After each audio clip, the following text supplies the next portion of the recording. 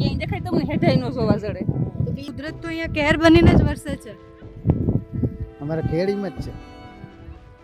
ખેડમાં આવો એટલે અહીંથી જવાય નહીં અવાય નહીં. આ 5 દી થયા તો અહીંયા આજ રસ્તો ચાલુ થયો. 5 દિવસથી આજે રસ્તો ચાલે. 5 દિવસ ચાલુ થયો.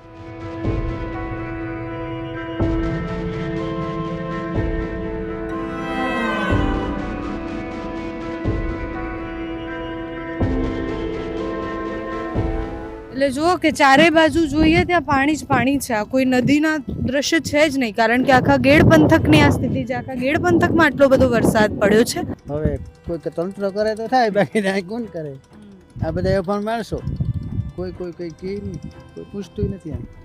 ઘરમાં રહીએ બીજું શું એમાં બકાલા વગરના રહીએ. બકાલા વગરના રહે. કઈ કપડાં ધોવા અહીંયા આવવું પડે પાણી. અહીંયા અમારે પાણી ન થાવતું 10-12 દી ત્યાં.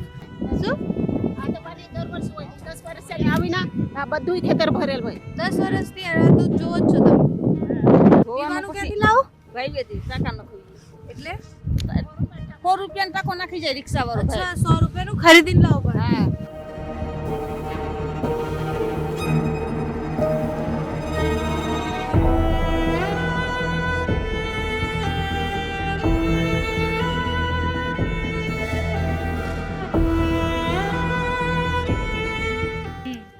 અહીંયા આ થાંભલો છે ને, આ થાંભલો પૂડેલો હતો એટલે પાણી અહીંયા એટલું પાણી આવ્યું. હતું. કશાસ 50 ફૂટ પાણી ગણવું 50 ફૂટ. આ જગ્યામાં. અને અત્યારે તો હજી એક જ વાર આટલો ભારે વરસાદ પડ્યો છે ત્યારે આ સ્થિતિ છે. હજી વધારે વરસાદ પડે તો શું થાય? તો ભાઈ આ નોર્મલ આ રીતે રે, વાથી વધે નહીં બહુ.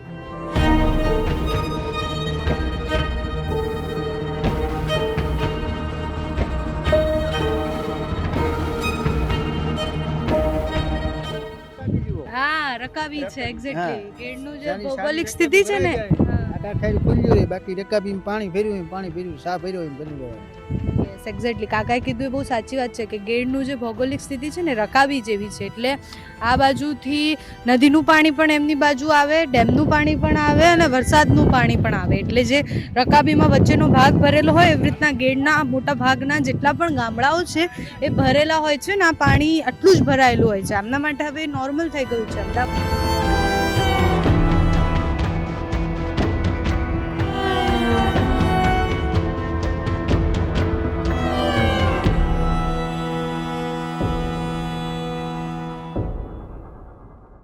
નમસ્કાર. ગેડ પંથક આખું પાણીમાં ડૂબ્યું છે અને એના દ્રશ્ય આપણે જોયા જ છે. જે રસ્તા પર જાઓ એ રસ્તે આ જ દ્રશ્યો છે. બધા જ ગામો હજુ પણ પાણીમાં છે.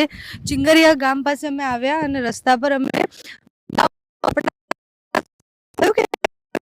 અને જોશનાબેન આટલો બધો વરસાદ પડે છે, આટલું પાણી ભરાય છે તો કેમનું રહેવાય છે અહીંયા? ઘરમાં રહીએ બીજું શું એમાં બકાલા વગરના રહીએ.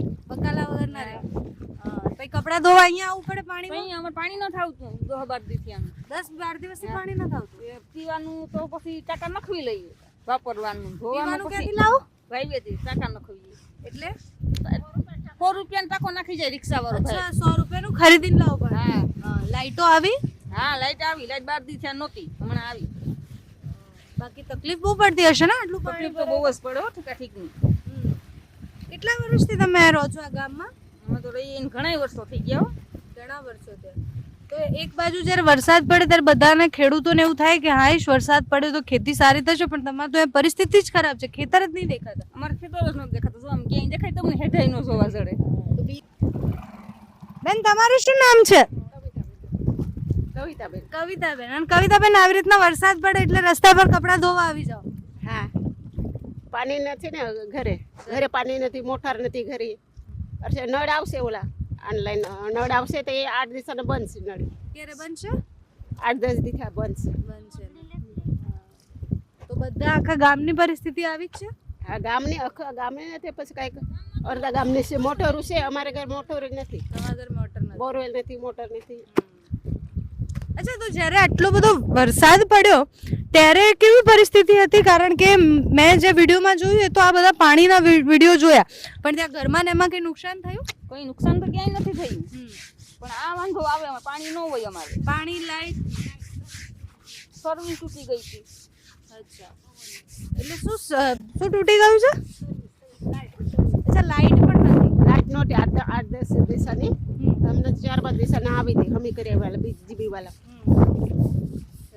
એટલે દર વર્ષે આવું જ થાય છે? હા, દર વર્ષે તો પાણી આજ વર્ષ તો વધારે પાણી છે, દર વખત કરતા વધારે પાણી. વધારે પાણી છે. 10 દિવસને કઈ નીકળ્યા તો શાળા બંધ, કઈ જવાનું નથી, ઘર જે હોય એ ખાવાનું. અમારે તો દળનું પછી ઘંટી નથી, ઘર ઘંટી દળની ગામની ઘંટી બંધ છે. દાળ ભાત કરીને ખીચડી કરીને ખાવાની, આવી છે તે પરિસ્થિતિ. અને એ બી વરસાદ પડે ત્યારે તો ખબર જ ના હોય કે ચૂલા જગા ચૂલા તો ગેસ માંથી તો આપણે ગરીબ માણસ હાવ તો ગેસ નો વપરાય, ગેસ માંથી કરશે. અત્યારે ગેસ પર કરો છો ખાવાનું બનાવે. અને જ્યારે વરસાદ ક્યારે સૌથી વધારે વરસાદ ક્યારે પડ્યો હમણાં અઠવાડિયામાં? અઠવાડિયામાં વધારે વરસાદમાં બંધ થઈ ગયો. હવે તો બંધ થઈ ગયો છે વરસાદ. શું લાગે આ પાણી ક્યારે ઉતરશે આટલા? એ તો અમે વાટ જો પાણી ઉતરે છે તો અમારે કે તે બહાર જવું છે. ખેતરો છે તમારા અહીંયા? મને જમીન ખેતર મજૂરી કરે, મજૂરી કરે. તમે મજૂરી કરો છો? મજૂરી પછી ઘરવાળા જાય ગાડી, અમે ઘેરે. ઘરવાળા શું કરે? ગાડી ગાડી ખટારો હાકે, ખટારો હાકે. બહાર. ગામમાં કેટલા લોકો રહેતા હશે? આમાં તો 400 450. અને પછી આ તો રસ્તા બી બંધ થઈ જતા હશે ને પાણી આવે એટલે? હા, રસ્તા બંધ. હમણાં 2 દિવસને ચાલુ થઈ ગયું. તો નિશાળે છોકરાને આવવાનું બંધ. મંડળથી છોકરા અમારા ગામમાં ભરવા આવશે એ બંધ છે. સંપર્ક વિહોણા થઈ જાય ગામ આખા. બેન તમારું શું નામ છે? મારું નામ ભાવના. અને ભાવનાબેન, તમે તો છોકરીને લઈને આવ્યા તો આટલો વરસાદ પડ્યો હશે ત્યારે બીક નહીં લાગ્યું? નાના નાના બાળકો હોય, પાણી ભરાય તો ઘેર કોઈ રાખવાનું હોય તો કામ કરીએ. અચ્છા, બાકી આ દૂર દૂર સુધી જો ત્યાં સુધી પાણી જ પાણી છે. અને ગામમાં એવી જ સ્થિતિ છે? ગામમાં અમાર ન સડે, ઓલી નારેલી સુધી જ આવે. નારેલી સુધી આવે. અચ્છા, તો અહીંયા કેમ આટલું પાણી ભરાય છે? અહીં તો એઠું રહ્યું ને, આમ શું રહ્યું, ટોબરારિયા એટલે ન સડી હગે. જુનાગઢ થી પાણી સડે તો ગામ માધવપુર હોત તણાઈ જાય. એટલું અહીં ઊંચું સડે તો તણાઈ જાય બધાય. માધવપુર તણાઈ જાય. હા હા, તો અહીં કોઈ પાણી નથી સડ્યું. અચ્છા, તો મારે સમજવું છે કે દર વખતે આટલો વરસાદ પડે છે કે આ વખતે આ વધારે જ પડતો વરસાદ છે? એટલો વરસાદ તો વરસ દાડે પડે હો. એટલો તો પડે. આટલો તો પડે જ છે. હો, એટલો તો અહીં હોય. પાણી હોય. શું? આ તો પાણી દર વર્ષે હોય. 10 વર્ષથી આવીને આ બધું ખેતર ભરેલ હોય. 10 વર્ષથી આ તો જોવો જ છો તમે. 10 વર્ષ આ પાણી બધું ભરેલ છે. બંધ હોય રસ્તો 8 દિવસ. જ્યાં સુધી ઉતરે ને ત્યાં સુધી વાહન ચાલુ હોય. પણ 8-10 દિવસ રસ્તાઓ બંધ હોય તો માણસ રહે કેવી રીતે? એમ અરે એ નહીં, તમે જે હોય એ ખાઈ લઈ. આપણે તો માધવપુર હોય બધું વ્યવહાર લેવા જવાનું. આ ગામનો અમે તો જઈ શકે, અમારા ગામમાં પાણી નથી આવતું, પણ આ મંડળના લોકોને એને બહુ તકલીફ થાય. આગળ જે ગામ છે કારણ કે બધું જ બંધ થઈ જાય. અમારા ટીચર આવજે એ બંધ હોય છોકરા. અચ્છા, તો આ વરસાદ પડી જાય પછી જે નુકસાન ને બધું થાય છે કે પછી ખેતીને નુકસાન થાય એનું કઈ આવે છે સર્વે કરવા કોઈ? આવે સરકાર, આવે તી સરકાર આવે. હા, લખી જાય ઓલા પંચાયતમાં મંત્રી છે ને એ લખી દે. પંચાયત કાસ્તકાર લોકો નામ લખી દે. જીના કેસર ભરાઈ ગયેલ હોય ને માલ વયા ગયા હોય તો બધું લખી દે પંચાયતમાં.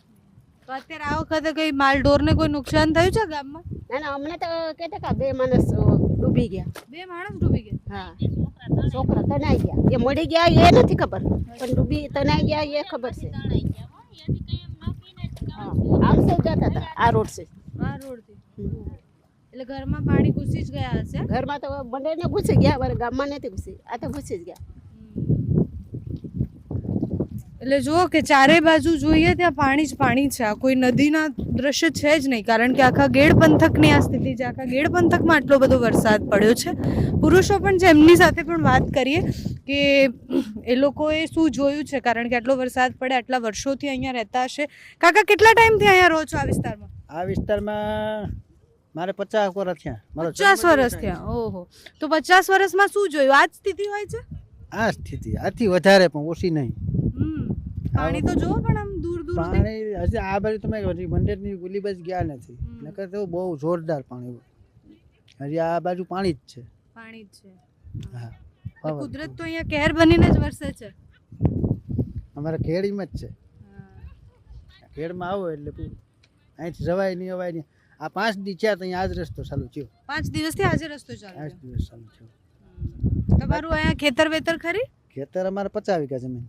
તો એ બી પાણીમાં? બધી પાણીમાં. એમાં 20 વીઘાની માંડવી આવેલ છે, એ અટાણે બધી પાણીમાં.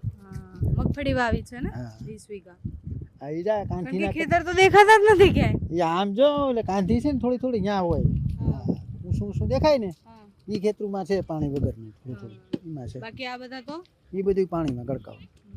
અચ્છા, તો આ બધું જ્યારે પાણી ભરાઈને સુકાઈ જાય એના પછી સર્વે કે કંઈ કરવા આવે છે? હા તો એ આવે છે, ચણા વાવવાના હોય અમારે, બીજું કંઈ નથી થતું. તો સરકાર તરફથી સહાય કે કંઈ મળે પછી? હા કંઈક ધોવાણના પૈસા આપે સરકારે. અત્યારે આમ કેટલું નુકસાન થયું હશે?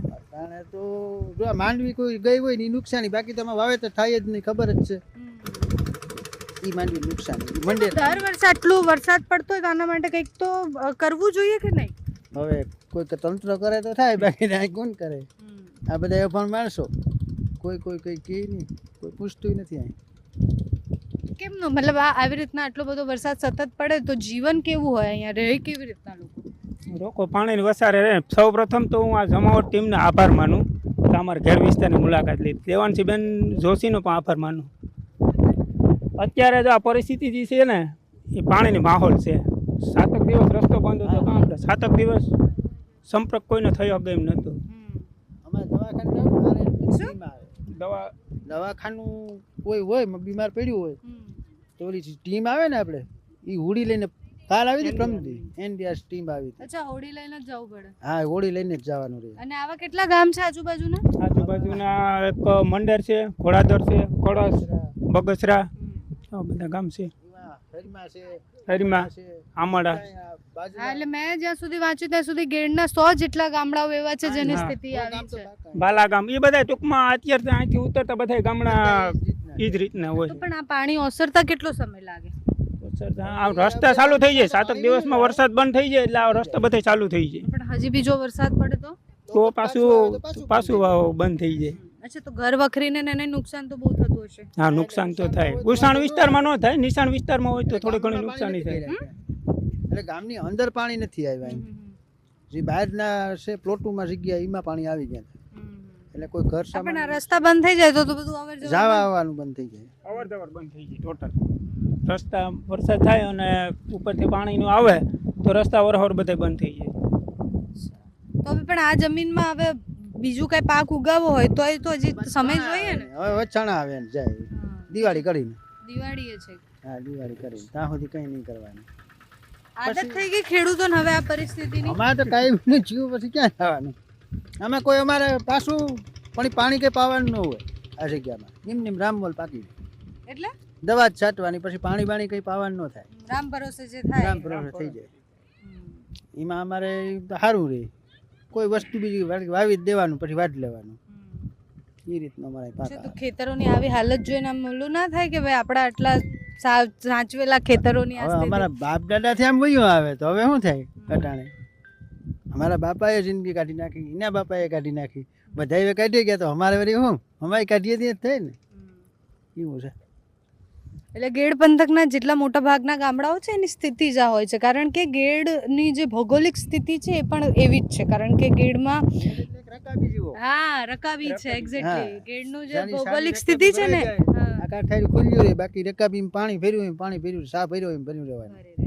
યસ એક્ઝેક્ટલી કાકાએ કીધું એ બહુ સાચી વાત છે કે ગેડનું જે ભૌગોલિક સ્થિતિ છે ને રકાબી જેવી છે. એટલે આ બાજુથી નદીનું પાણી પણ એમની બાજુ આવે, ડેમનું પાણી પણ આવે અને વરસાદનું પાણી પણ આવે. એટલે જે રકાબીમાં વચ્ચેનો ભાગ ભરેલો હોય એવી રીતના ગેડના મોટા ભાગના જેટલા પણ ગામડાઓ છે એ ભરેલા હોય છે ને આ પાણી આટલું જ ભરાયેલું હોય છે. આમના માટે હવે નોર્મલ થઈ ગયું છે. અમદાવાદથી આવેલા કોઈ માણસ આ પાણી જોવે તો એને એવું લાગે કે આ નદી છે, પણ આ નદી નથી.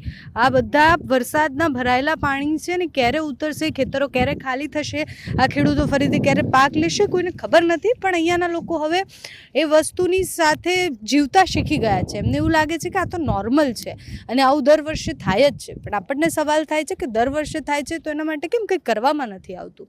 જે આપણે 84માં ઉનાળા જ કહેતા, અહીંયા આ થાંભલો છે ને, આ થાંભલો ફૂટેલો હતો એટલે પાણી અહીંયા હતું. એટલું પાણી આવ્યું? ઓહો, કશાસ 50 ફૂટ પાણી ગણવું. 50 ફૂટ આ જગ્યામાં. અને અત્યારે તો હજી એક જ વાર આટલો ભારે વરસાદ પડ્યો છે ત્યારે આ સ્થિતિ છે. હજી વધારે વરસાદ પડે તો શું થાય?